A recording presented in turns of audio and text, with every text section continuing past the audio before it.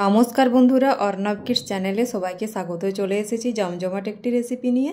দেখুন, আজকে কিন্তু আমি সঠিক পরিমাপ সহ পোয়া পিঠে বানিয়ে আপনাদের দেখাবো। আপনারা অনেকেই এই মাপটা জানেন না। সঠিক মাপ নিয়ে যদি আপনারা এই পিঠেটা বানান তাহলে আপনাদের কিন্তু আমার মতোই পারফেক্ট নরম তুলতুলে পোয়া পিঠে রেডি হবে। তার জন্য আপনাদেরকে স্কিপ না করে পুরো ভিডিওটা দেখতে হবে। এখানে একটা আমি পাত্র নিয়ে নিয়েছি, আর এই বাটি মেপে আমি দিয়ে দিলাম 1 বাটি মতো ময়দা।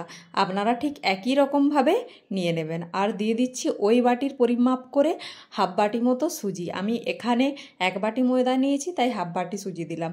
আর দিয়ে দিলাম হাফ বাটি মতো চিনি, তাহলে আপনার মিষ্টিটা কিন্তু পারফেক্ট হবে। আর দিয়ে দিলাম অল্প পরিমাণে লবণ। লবণটা দিলে এর টেস্টটা কিন্তু খুব সুন্দর হয়, তাই আপনারা লবণটা অবশ্যই দিবেন।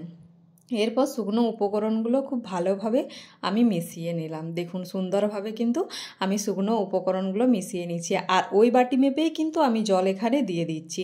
আপনারা এখানে জলের পরিবর্তে কিন্তু দুধও দিতে পারেন। আমি এখানে ওই বাটি মেপে 1 বাটি মতো জল নিয়েছিলাম। এখানে 1 বাটি জল কিন্তু আমি একবারেই দিইনি, আর অল্প অল্প করে দিয়ে কিন্তু আমি ব্যাটারটা বানিয়ে নিচ্ছি। দেখুন, সুন্দর করে অল্প অল্প দিচ্ছি, আর আমি কিন্তু ব্যাটারটা বানিয়ে নিলাম। দেখুন, এখানে আমি 1 বাটি আর হাফ বাটির থেকে একটু কম জল এখানে কিন্তু আমি দিয়ে দিয়েছি। মানে পুরো ব্যাটারটাতে প্রায় 1.5 বাটির থেকে একটু কম আমার জল লেগেছে। ঠিক আপনারাও এরকমভাবে বানিয়ে নেবেন।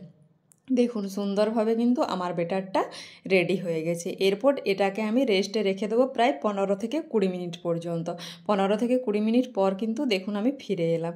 আমার ব্যাটারের ঘনত্বটা ঠিক এরকম হয়েছে, দেখতে পাচ্ছেন। আমার কিন্তু ব্যাটার পারফেক্টভাবে রেডি হয়ে গেছে। এরপর এখানে দিয়ে দেবো আমি কিছুটা মৌরি। এটা আমি কিছুটা শিলের মধ্যে গুঁড়িয়ে নিয়েছিলাম। এরপর ঠিক একই রকমভাবে আমি দিয়ে দিলাম। আর দিয়ে দিলাম নারকেল। আমি এখানে ডাস্ট নারকেল ব্যবহার করলাম। আপনারা কিন্তু ফ্রেশ নারকেলটা দিলে খুব সুন্দর খেতে লাগবে। আমার কাছে নেই, তার জন্য আমি এখানে কিন্তু ডাস্ট পাউডারটাই ব্যবহার করেছি। দেখুন, আমি খুব সুন্দরভাবে ব্যাটারটাও কিন্তু বানিয়ে নিয়েছি। আমার ব্যাটার রেডি। এরপর আমি গ্যাসের মধ্যে আগে থেকেই তেল গরম করতে দিয়ে দিয়েছিলাম কড়াইয়ে। তেল কিন্তু আমার পারফেক্টভাবে গরম হয়ে গেছে। এরপর 1 হাতা নিয়ে ঠিক এরকমভাবে আমি কিন্তু ছেড়ে দিলাম। দেখুন, তেলে ছাড়া মাত্রই সুন্দরভাবে উপর থেকে ফুলে উঠবে। পোয়া পিঠেগুলো কিন্তু আমার সুন্দরভাবে বলের মতো ফুলে গেল। দেখুন কত পারফেক্টভাবে পোয়া পিঠেটা কিন্তু রেডি হয়ে গেল। আর আপনাদেরকে এখানে একটা কথা মনে রাখতে হবে, আপনাদেরকে অবশ্যই কিন্তু তেলটা খুব ভালো করে গরম করে নিতে হবে।